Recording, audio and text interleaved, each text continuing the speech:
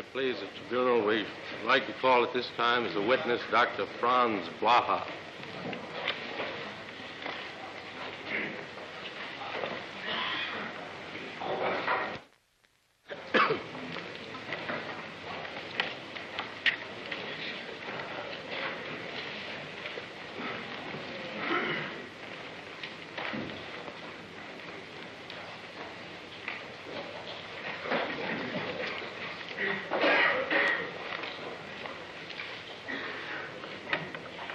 Is your name Franz Blaha? Dr. Franz Blaha. Will you repeat this oath? I swear by God. Ja. Repeat it, please. I swear by God. Ich schwöre beim Gott, The Almighty and Omniscient, den Allmächtigen und Allwissenden, that I will speak the truth, the pure truth, dass ich die reine Wahrheit sage, and will withhold, nicht verschweigen, nicht verschweigen and add nothing. und nicht zusätzlich werden. You can sit down if you wish.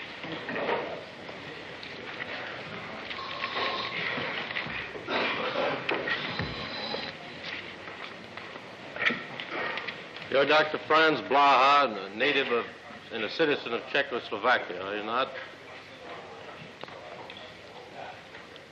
Ano. I understand that you're able to speak German, and for technical reasons, I suggest that we conduct this examination in German, although I know your native tongue is Czech. Isn't that right?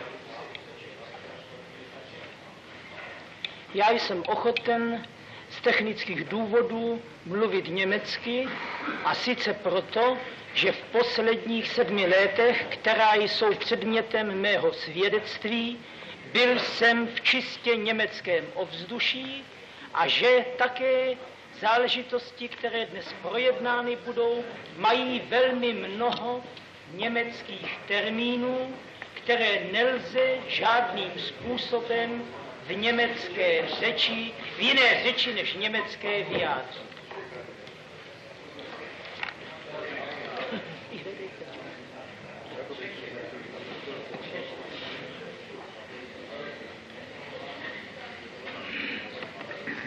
Now, Dr. Blaha,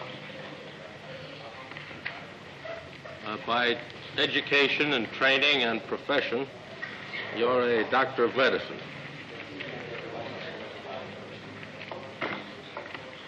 Jo. And in 1939, you were the head of a hospital in Czechoslovakia.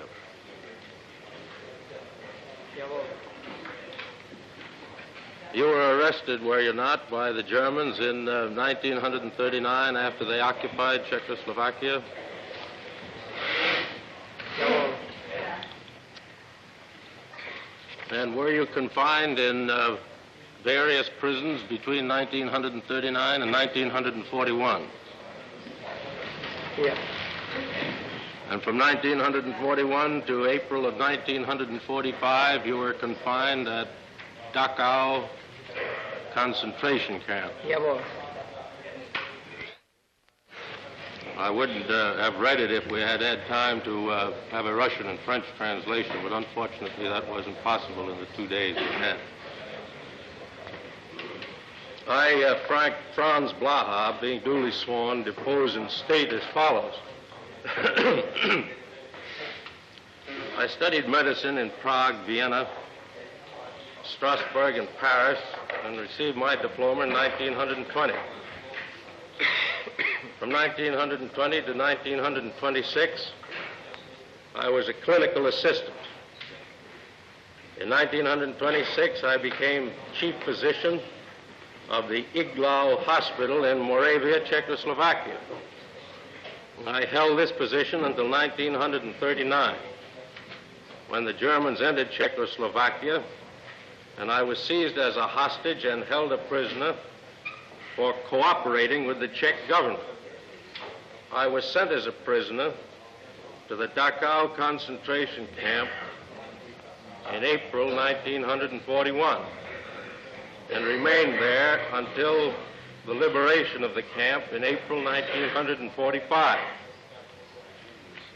Until July 1941, I worked in a punishment company. After that, I was sent to the hospital and subjected to the experiments in typhoid being conducted by Dr. Mermelstadt.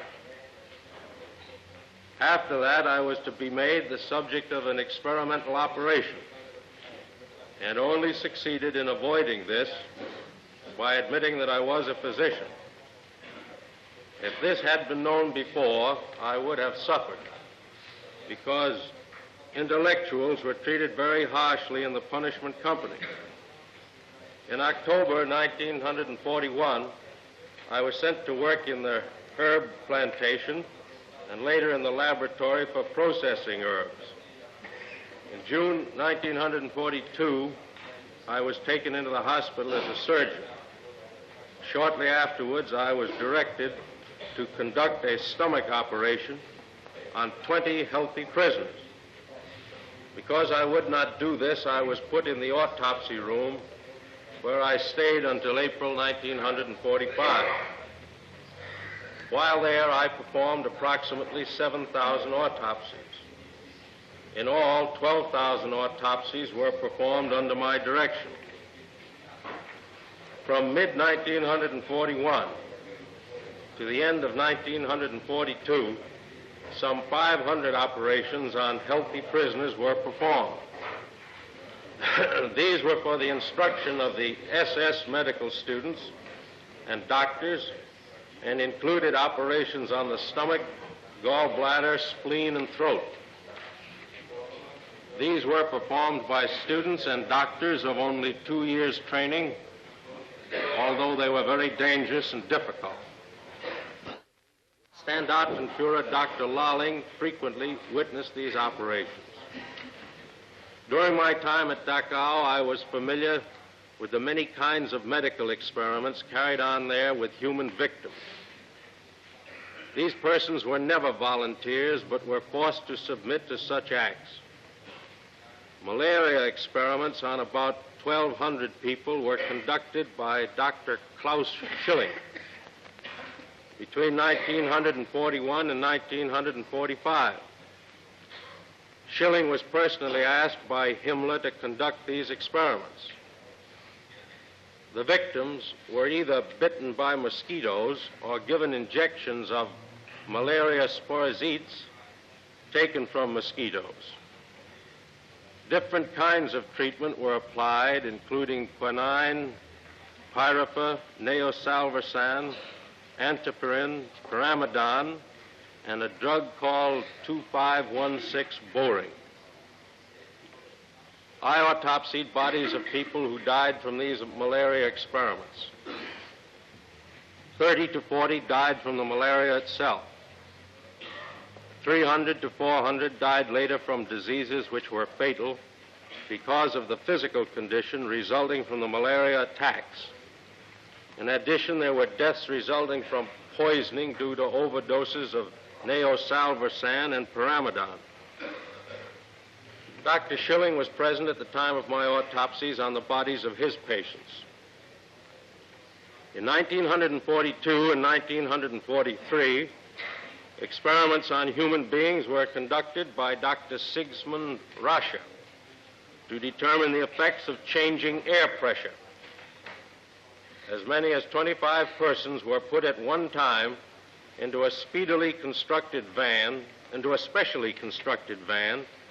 in which pressure could be increased or decreased as required.